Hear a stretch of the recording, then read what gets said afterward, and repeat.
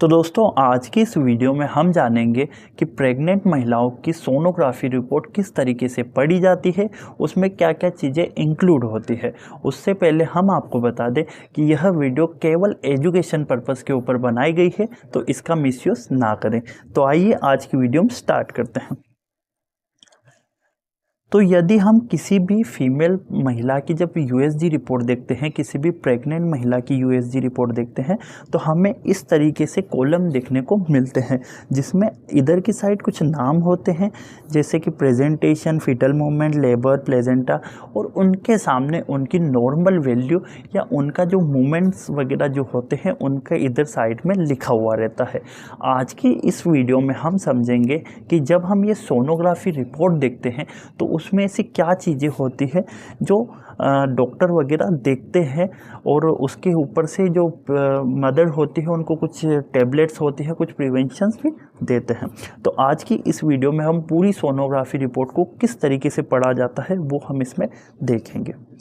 तो सबसे पहले हम देखते हैं कि ये जो ऊपर के ऊपर हमें 4 कॉलम दिख रहे हैं, प्रेजेंटेशन, फीटल मूवमेंट, लेबर और प्लेजेंटा, इनका क्या मतलब होता है, सबसे पहले हम इसके बारे में समझेंगे। तो सबसे पहले हम जानते हैं प्रेजेंटेशन। प्रेजेंटेशन मतलब क्या होता है। In presentation we see that during the scan of baby position. Presentation में ये देखा जाता है कि बेबी का जो पोजीशन है वो किस तरीके का पोजीशन होता है, जिसमें 4 तरीके के पोजीशन होते हैं। पहला होता है सिपेलिक। सिपेलिक में क्या होता है कि जो बेबी का जो हेड होता है वो नीचे की साइड होता है और पैर ऊपर की साइड होते हैं। उसके बाद है ब्रिज, जिसमें जो बेबी के पैर होंगे वो नीचे की साइड रहेंगे और जो हेड होगा वो ऊपर की साइड होता है। उसके बाद है ओब्लिक। ओब्लिक में क्या रहेगा कि जो बेबी रहेगा वो एक साइड टेढ़ा होगा, जिस तरीके से आप ये फोटो में देख सकते हो। उसके बाद है ट्रांसफ़र। ट्रांसफ़र में क्या रहेगा कि जो बेबी होगा वो पूरी तरीके से टेढ़ा देखने को मिलेगा। तो इसमें जो एक नॉर्मल जो पोजीशन होती है वो होती है सिपेलिक। जो सिपेलिक पोजीशन होती है ये नॉर्मल पोजीशन देखने को बेबी में मिलती है। बट अगर आप वीडियो में देख रहे हो कि अगर आपकी किसी घर में किसी की जो महिलाएं वगैरह है प्रेग्नेंट वगैरह, उनकी रिपोर्ट में अगर और कुछ आ गया है तो आप घबराए नहीं, आप अपने जो गायनो के डॉक्टर हैं उनसे ही कंसल्ट करें। तो पहला है प्रेजेंटेशन। प्रेजेंटेशन में क्या होता है कि जो बेबी की पोजीशन होती है वो सोनोग्राफी में देखी जाती है। दूसरा क्या है फीटल मूवमेंट। फीटल मूवमेंट क्या है, in this determine that the fetal is alive और नॉट। फीटल मूवमेंट में ये देखा जाता है कि जो बच्चा है वो पूरी तरीके से मूवमेंट कर रहा है या नहीं कर रहा है। यानी कि इसमें एक ही चीज़ की जाती है, अलाइव या नॉट, यानी कि बच्चा अभी ज़िंदा है या बच्चे की डेड हो गई है। तो इसमें क्या होता है कि फीटल का मूवमेंट देखा जाता है कि फीटल मूवमेंट कर रहा है या नहीं कर रहा है। जिस तरीके से ये रिपोर्ट में आप देख सकते हो, इसमें लिखा है फीटल मूवमेंट प्रेजेंट, यानी कि जो बच्चा है वो अच्छी तरीके से मूवमेंट कर रहा है और नॉर्मली मूवमेंट कर रहा है।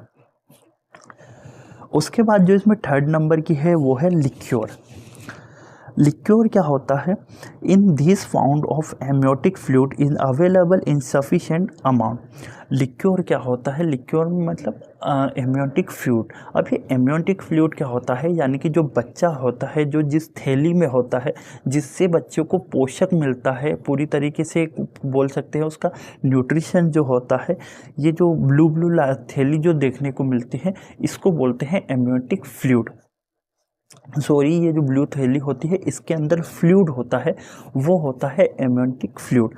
तो इसमें लिक्योर में ये देखा जाता है कि ये जो एम्नियोटिक फ्लूइड है ये एडिक्वेट है या कम मात्रा में है, यानी कि ये ज़्यादा है या कम है, ये इसमें देखा जाता है। तो इसमें क्या है, एडिक्वेट, यानी कि जो लिक्योर है एम्नियोटिक फ्लूइड है वो सफिशिएंट मात्रा में है। उसके बाद है प्लेजेंटा। प्लेजेंटा मतलब प्लेजेंटा में क्या देखा जाता है कि प्लेजेंटा की पोजीशन क्या होती है। पहले हमने प्रेजेंटेशन में बच्चे की पोजीशन देखी थी, अब इसमें क्या होता है प्लेजेंटा पोजीशन, यानी कि प्लेजेंटा कहाँ पे होता है।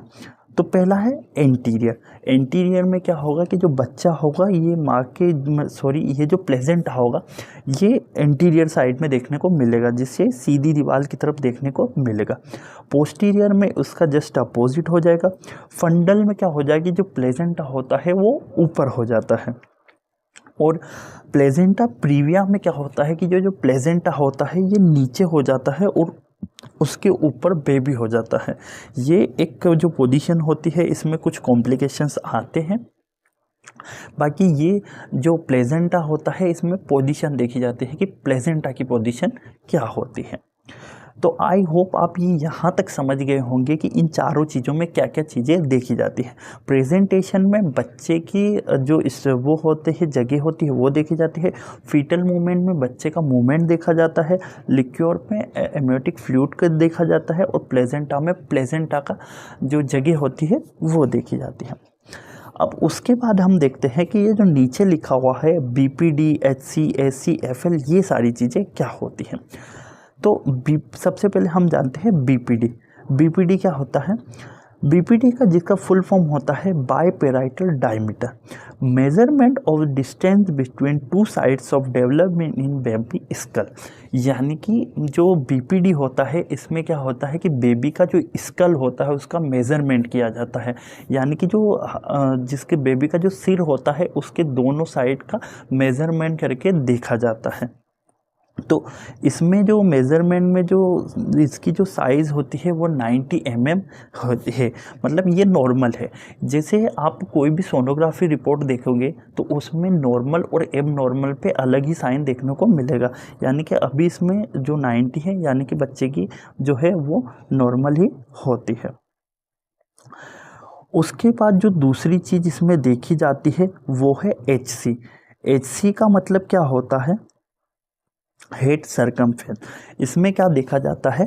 In this measurement of the fetus head size. यानी कि इसमें जो बच्चे का जो क्या बोलते हैं सिर होता है उसकी साइज़ को मेजरमेंट करके देखा जाता है कि वो जो साइज़ होती है वो नॉर्मल है या एबनॉर्मल है। ये चीज़ इसके अंदर देखी जाती है। जो नॉर्मली इस रिपोर्ट में 227 mm है। ये भी एक नॉर्मली होता है। उसके बाद है AC। AC का मतलब क्या होता है? Abdominal circumference. In this measurement of the widest part of the fetus abdominal across of the liver. इसमें क्या नापा जाता है कि जो बच्चा होता है बच्चे का एब्डोमिनल यानी कि जो पेट का हिस्सा होता है उसको नापा जाता है कि वो कितने mm का होता है। तो इस रिपोर्ट में नॉर्मली वो है अपना 294 mm। उसके बाद से जो चीज़ आती है वो है FL। FL का फुल फॉर्म होता है femur length, measurement of the length of the foetus thighs bone. यानी कि जो थाइस की बोन होती है जांग की हड्डी होती है उसका मेजरमेंट करके देखा जाता है कि उसकी जो ग्रोथ एंड डेवलपमेंट है वो नॉर्मल है या एबनॉर्मल है या कम ज़्यादा होती है। तो ये इसके अंदर FL में देखा जाता है। तो ये हमने 4 चीज़ें देख ली। BPD और BPD में क्या नापा जाता है कि उनके हेड नापे जाते हैं। SC में हेड सरकमफेरेंस, AC में उसका एब्डोमिनल सरकमफेरेंस और FL में होता है फीमर बोन का नापा जाता है। ये इनकी नॉर्मल वैल्यू होती है। वैसे आप किसी भी सोनोग्राफी रिपोर्ट में देखोगे तो जिस तरीके से ये नीचे लिखा होगा note single life intrauterine pregnancy 37 week 1 day of normal regular cardiac activity. कहने का मतलब है कि जो बच्चा है वो नॉर्मल है, 37 वीक का हो चुका है, 37 और 1 डे का ये बच्चा हो चुका है। यानी कि नॉर्मल जो टाइम ड्यूरेशन बच्चे का होता है ये यहीं पे नोट में यानी कि नीचे सब कुछ लिखा होता है। अगर कुछ एबनॉर्मलिटीज़ भी होती है तो भी लिखी हुई होती है। बट हम जो ऊपर की चीज़ें देखते हैं उसको एक एक्सप्लेनेशन के तौर पे हमें याद होना चाहिए कि ऊपर भी क्या कुछ है या नहीं है। उस हिसाब से ही हम नोट में कुछ और चीज़ें जो होती है वो हम समझ सकते हैं।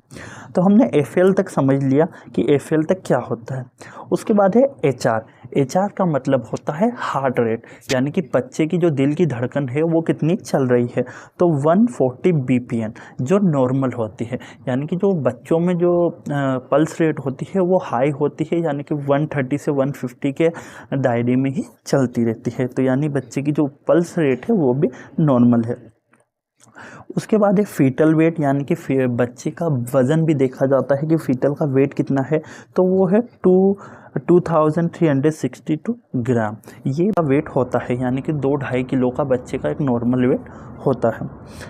उसके बाद है USEED, इसको दूसरे नाम में कोई सोनोग्राफीज़ में SEED भी लिखा रहता है।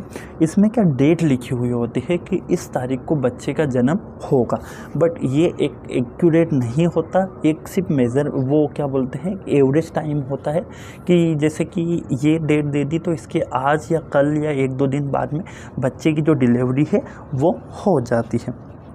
तो इस तरीके से सोनोग्राफी रिपोर्ट में सारी चीज़ें देखी जाती हैं। आई होप आपको यह वीडियो देख के समझ में आ गया होगा कि सोनोग्राफी रिपोर्ट को किस तरीके से पढ़ा जाता है। और अगर आपको हमारी वीडियो अच्छी लगी हो तो लाइक, शेयर एंड सब्सक्राइब। और अगर आपको वीडियो से रिलेटेड और भी कोई डाउट हो तो हमें कमेंट करके ज़रूर बताएं। Thank you.